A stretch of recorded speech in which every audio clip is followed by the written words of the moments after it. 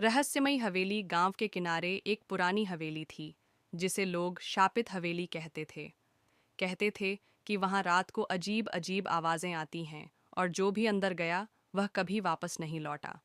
लेकिन इन सब अफवाहों पर विश्वास न करने वाला एक युवक, अर्जुन, सच्चाई जानने के लिए उस हवेली में जाने का निश्चय करता है। रात के अंधेरे में अर्जुन एक टॉर्च लेकर हवेली में घुसा। अंदर सब कुछ जर्जर था, फर्श टूटा हुआ, दीवारों पर पुरानी तस्वीरें और हवा में अजीब सी गंध। जैसे ही उसने पहला कदम आगे बढ़ाया, दरवाज़ा अचानक बंद हो गया। अर्जुन ने पलटकर देखा, लेकिन दरवाजे के पास कोई नहीं था। वह धीरे धीरे आगे बढ़ा और एक बड़े हॉल में पहुंचा। वहां एक पुरानी झूला कुर्सी थी जो अपने आप हिल रही थी। अर्जुन का दिल तेजी से धड़कने लगा। तभी उसे एक धीमी, सिसकियों भरी आवाज सुनाई दी।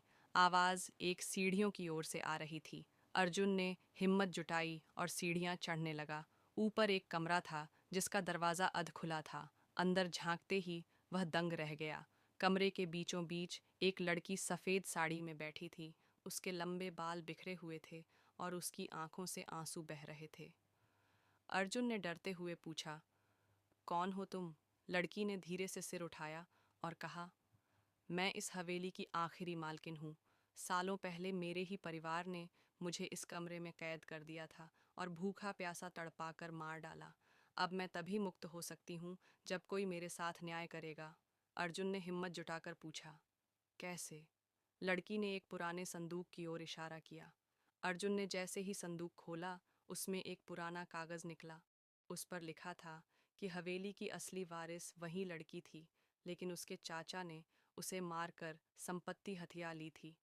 अर्जुन ने वह दस्तावेज गांव के बुजुर्गों को दिखाया और लड़की को न्याय मिला। जिस दिन सच्चाई सबके सामने आई, हवेली में होने वाली अजीब घटनाएं रुक गईं। अब वह हवेली शापित नहीं रही, बल्कि एक इतिहास का हिस्सा बन गई।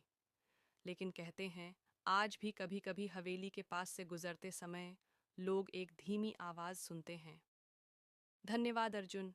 अगर आपको यह कहानी पसंद आई तो लाइक और सब्सक्राइब करें।